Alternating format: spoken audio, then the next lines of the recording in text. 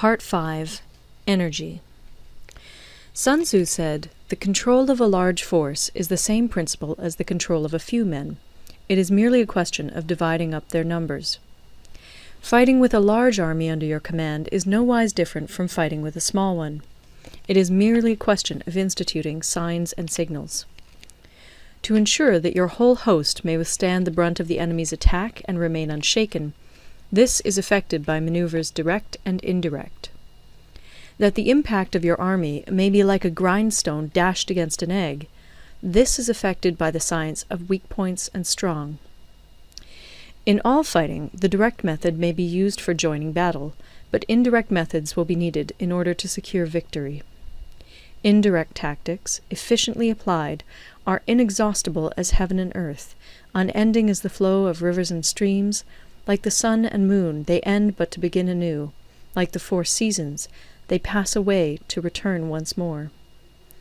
There are not more than 5 musical notes, yet the combinations of these 5 give rise to more melodies than can ever be heard. There are not more than 5 primary colors, blue, yellow, red, white, and black, yet in combination they produce more hues than can ever be seen.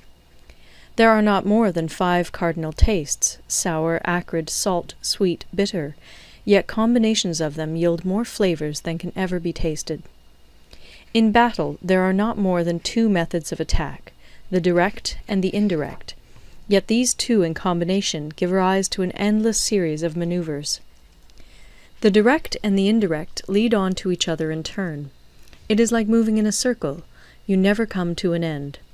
Who can exhaust the possibilities of their combination? The onset of troops is like the rush of a torrent which will even roll stones along in its course. The quality of decision is like the well-timed swoop of a falcon, which enables it to strike and destroy its victim. Therefore, the good fighter will be terrible in his onset and prompt in his decision. Energy may be likened to the bending of a crossbow, decision to the releasing of a trigger. Amid the turmoil and tumult of battle, there may be seeming disorder, and yet no real disorder at all. Amid confusion and chaos, your array may be without head or tail, yet it will be proof against defeat. Simulated disorder postulates perfect discipline.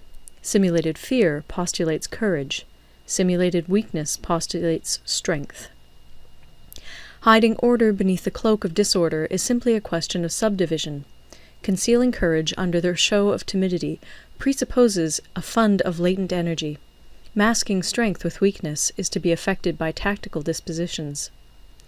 Thus, one who is skillful at keeping the enemy on the move maintains deceitful appearances, according to which the enemy will act. He sacrifices something that the enemy may snatch at it. By holding out baits, he keeps him on the march. Then, with a body of picked men, he lies in wait for him. The clever combatant looks to the effect of combined energy, and does not require too much from individuals. Hence his ability to pick out the right men and utilize combined energy.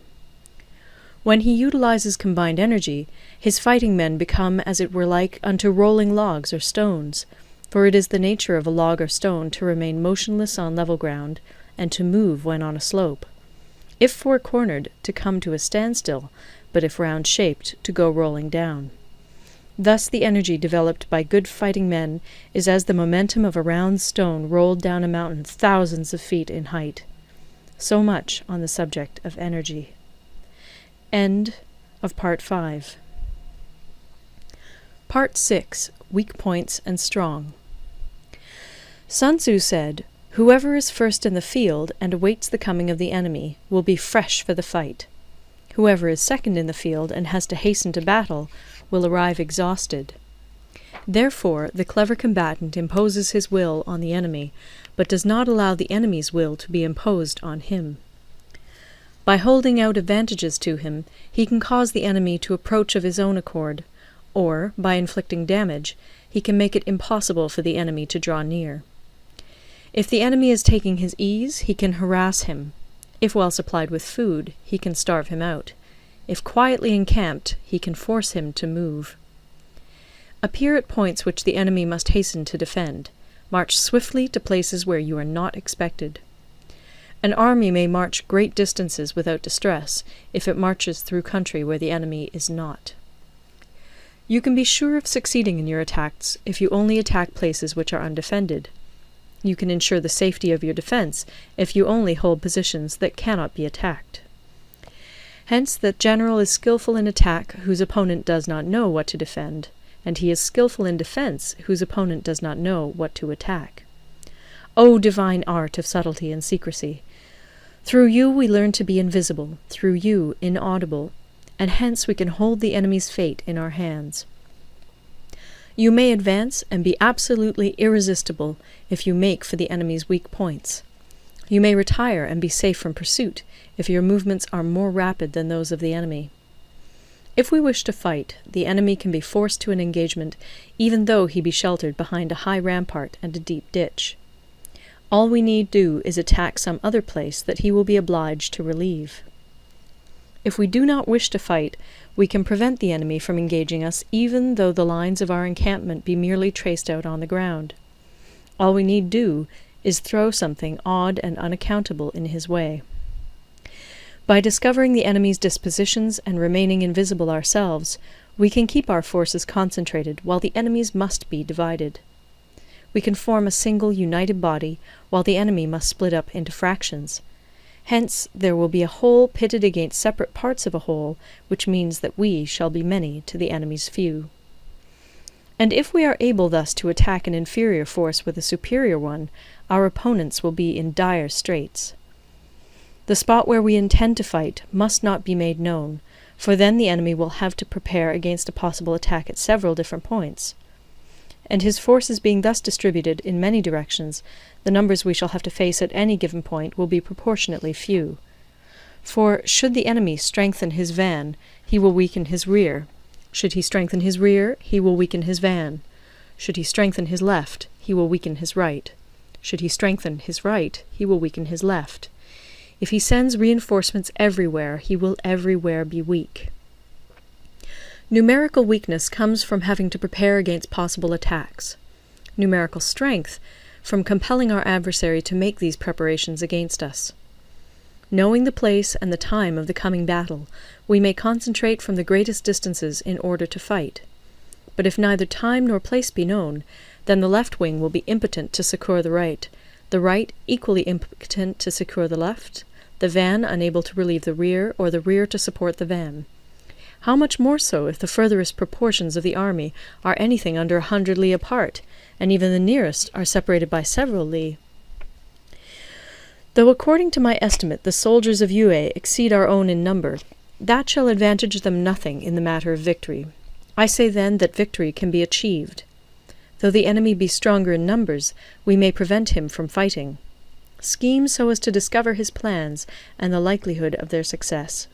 Rouse him, and learn the principle of his activity or inactivity. Force him to reveal himself, so as to find out his vulnerable spots. Carefully compare the opposing army with your own, so that you may know where strength is superabundant and where it is deficient. In making tactical dispositions, the highest pitch you can attain is to conceal them. Conceal your dispositions, and you will be safe from the prying of the subtlest spies, from the machinations of the wisest brains.